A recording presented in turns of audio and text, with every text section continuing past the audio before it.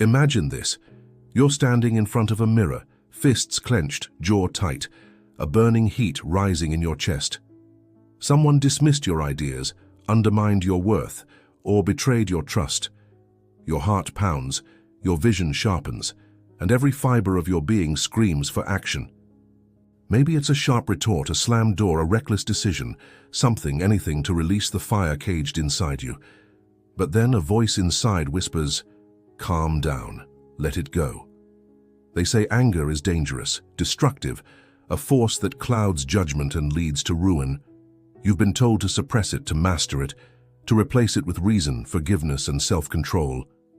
Society praises those who are composed, rational, and indifferent to provocation. But here's the paradox. Some of the greatest minds, leaders, and revolutionaries in history were fueled by something raw, something burning, something uncontainable. What if anger isn't the enemy? What if the fire in your chest isn't something to extinguish, but something to wield?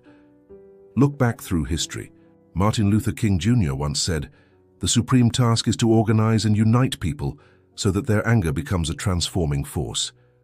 Marcus Aurelius, the Stoic emperor, did not deny anger. He studied it and redirected it. Nietzsche spoke of the will to power, the idea that struggle and defiance create strength. Even the Buddha, often depicted as the epitome of peace, did not preach the annihilation of anger but its transformation, and the Bible itself declares, "Be angry, but do not sin." Could it be that the very force you were taught to suppress holds the key to your evolution? Anger, when left unchecked, can be destructive. It can breed resentment, cloud reason, and consume its host. But anger, when understood, when sharpened into a blade instead of a wildfire, becomes something else entirely. It becomes momentum. It becomes clarity. It becomes the raw material of transformation. Think of the times in your life when you changed, truly changed. Was it comfort that drove you forward? Or was it a fire? The frustration of being underestimated, the pain of betrayal, the quiet fury of watching someone else dictate your worth. Why then do we fear anger?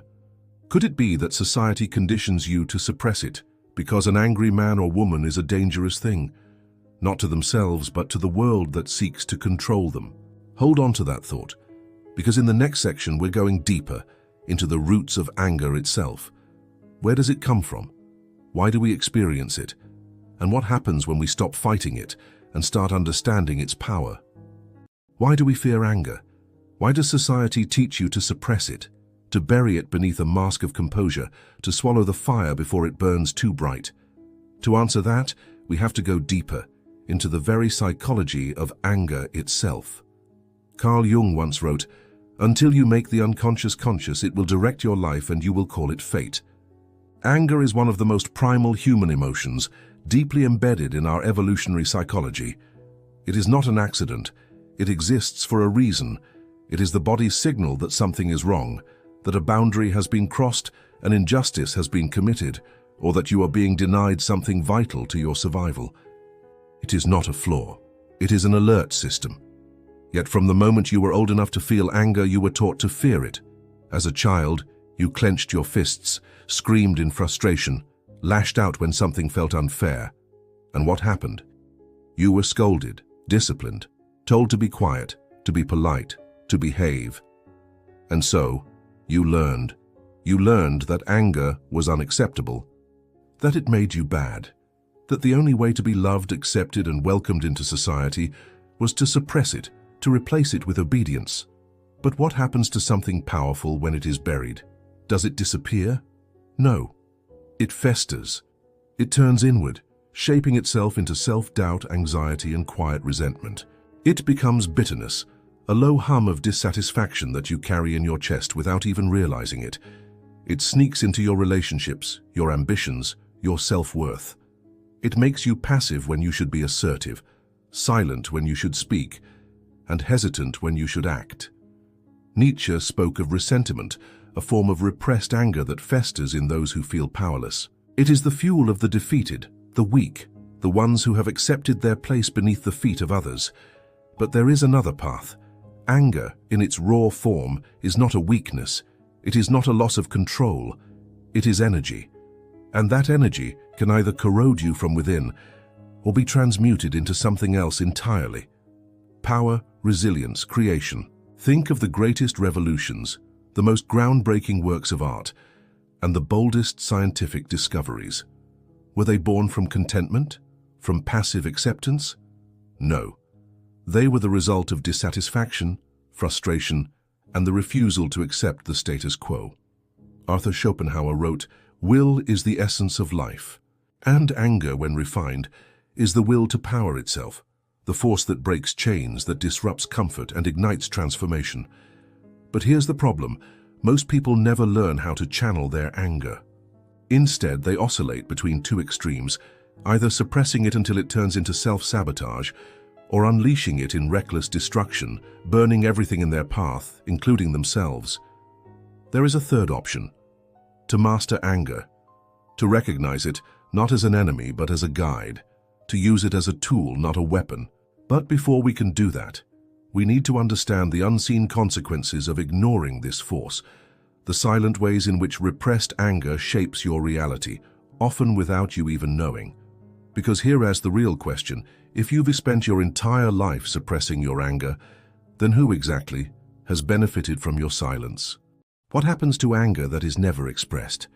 What happens to a fire that is smothered before it has the chance to burn? It does not disappear. It mutates.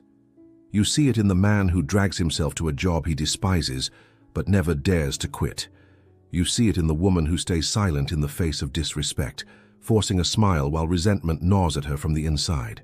You see it in the artist who never picks up the brush, the entrepreneur who never starts the business, the dreamer who never takes the first step. Because somewhere deep inside they have learned that their frustration, their dissatisfaction, their anger is wrong. And so, it turns inward. Psychologists call it repressed aggression, a silent war waged against the self. It manifests as self-doubt, procrastination, self-sabotage. It becomes chronic stress, anxiety, even physical illness. Studies have shown that suppressed anger is linked to high blood pressure, weakened immunity, and a shortened lifespan. It is the slow poison that kills, not in an explosion of rage, but in a whisper of regret. But the consequences don't stop at the personal level. They ripple outward, shaping society itself. A population that does not know how to wield its anger is a population that is easy to control. Governments, corporations, and institutions thrive on compliance.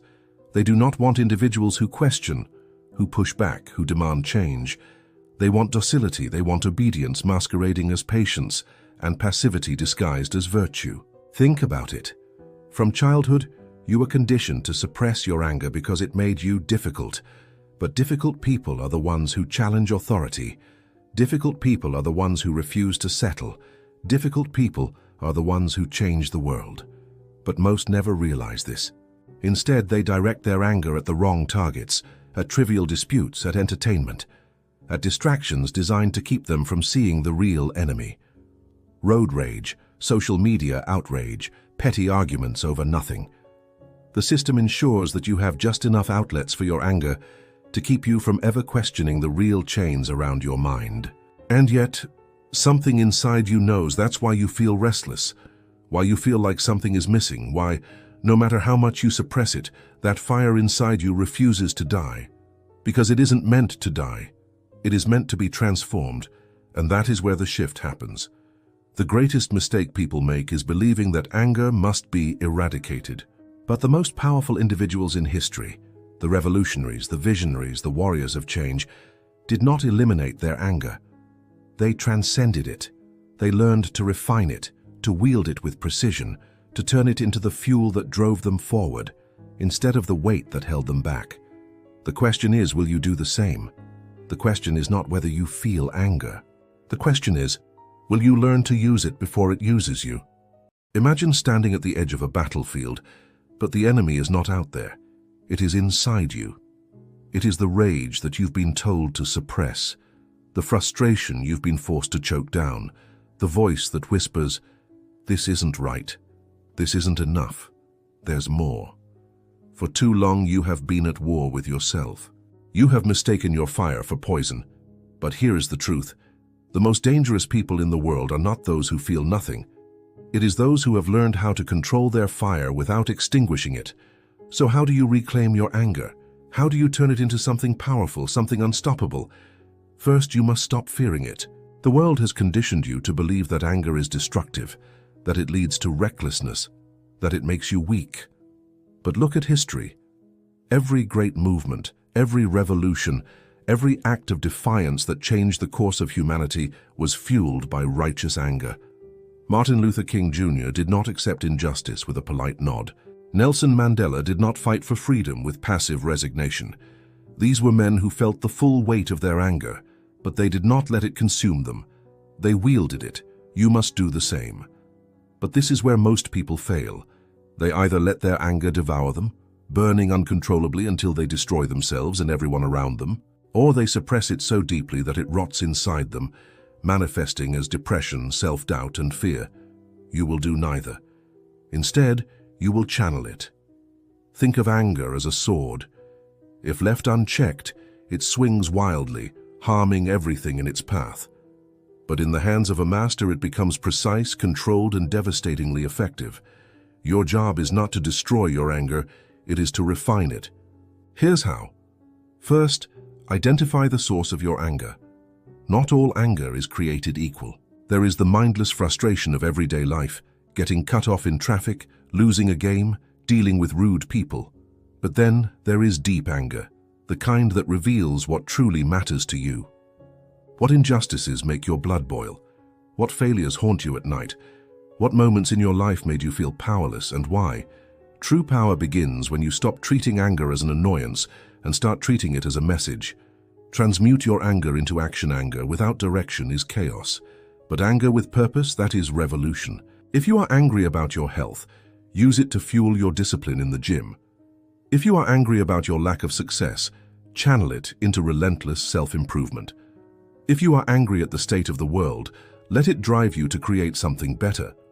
The greatest minds in history did not merely feel anger. They used it as a launching pad to build, to fight, to create. Master the art of controlled burn. There is a reason why the most powerful figures in history, warriors, philosophers, and leaders, practiced discipline. Without discipline, anger leads to self-destruction. With discipline, it leads to greatness. The Stoics understood this. Marcus Aurelius, one of history's most powerful emperors, wrote in Meditations that we must train ourselves to respond, not react. When anger rises, do not let it control you. Breathe. Hold it in your hands. Ask yourself, how can I use this to my advantage? Reframe your perspective on conflict. Society has conditioned you to avoid confrontation, to walk away, to be the bigger person. But sometimes walking away is not strength, it is cowardice. There will be moments in your life when you must fight. Not with blind rage, but with calculated force. The difference between a mindless brawler and a master strategist is simple. One swings wildly, the other waits for the perfect moment to strike. Do not seek conflict for the sake of conflict, but when it comes, meet it with unwavering resolve. Turn your pain into power. Every wound you carry, every betrayal, every failure, these are not weights to drag you down. They are fuel. Do you think the most powerful people in history had easy lives? No. They were forged in suffering. They took their pain and built something from it. Bruce Lee was bullied as a child. He used that anger to become a master. Muhammad Ali was told he would never be great. He turned that anger into an unshakable will. Frederick Douglass was born into slavery. He turned his rage into words that shook the world. You are no different. The question is, what will you do with your fire? This is your moment of rebellion.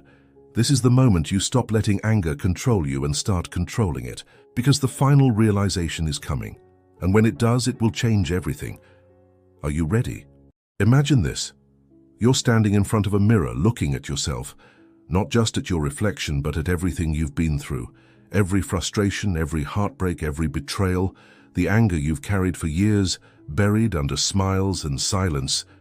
It's all there staring back at you, and in that moment you realize something that changes everything. Anger was never the enemy. It was the key. The world lied to you. It told you to suppress your fire, to numb yourself, to be civilized. It told you that anger was dangerous, that it made you irrational, that it would consume you. But the truth is, anger is neither good nor bad. It is raw energy, pure and untamed. What destroys people is not anger. It's the failure to understand it. The ultimate realization is this: anger is a signal, not a sentence. It points you toward the things in life that demand change. Think about it. When a child cries out in frustration, it's because they are learning, evolving. When an athlete burns with anger after a loss, it's because they know they can be better.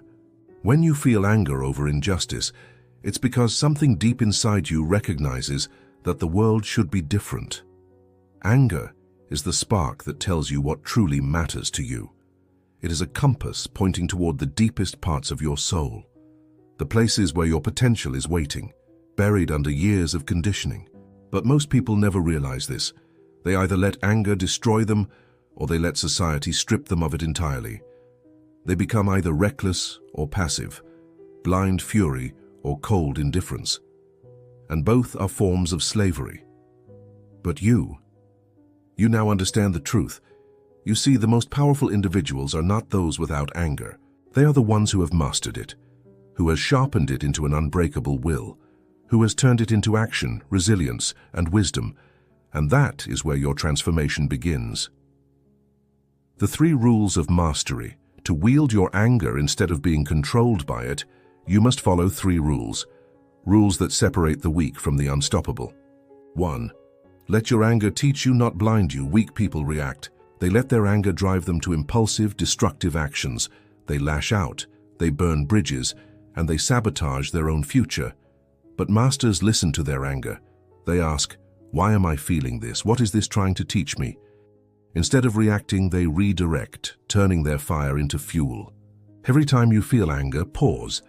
Instead of acting on it immediately, write it down, study it, dissect it like a scientist. Once you see it clearly, you can control it. 2. Turn your rage into relentless discipline.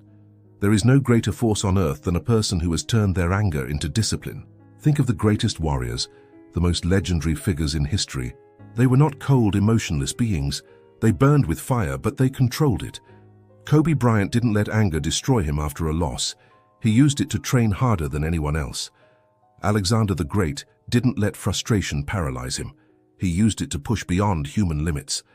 Nelson Mandela didn't let rage consume him in prison. He turned it into an unshakable purpose. Anger without discipline is like a wildfire. It consumes everything. But anger with discipline, that is a weapon no force on earth can stop. 3. Use your fire to forge an unshakable identity. Here is the final truth, the realization that changes everything. Your anger is a gift. It means you care. It means you still have a fight left in you. It means you have not surrendered. And now you must use it. Do not let the world turn you into something small, something tame, something numb. Let your fire build you into something unstoppable. Let it push you forward when others would quit. Let it sharpen your mind, fuel your passion, and forge your identity. Because here's the real secret. The people who change the world, the ones who rise above the rest, they are not the ones who avoid anger. They are the ones who have learned to use it. The final moment. So now you stand at a crossroads. On one path is the life you've always known, where anger is suppressed, where your fire is wasted, where you remain at war with yourself. On the other is something different, something powerful. A life where you no longer fear your own strength, where you channel your fire into action, into discipline, into transformation, where you no longer react, but direct. This is your moment. What will you do with your fire? Because in the end, anger is not what makes you weak, it is what makes you unstoppable.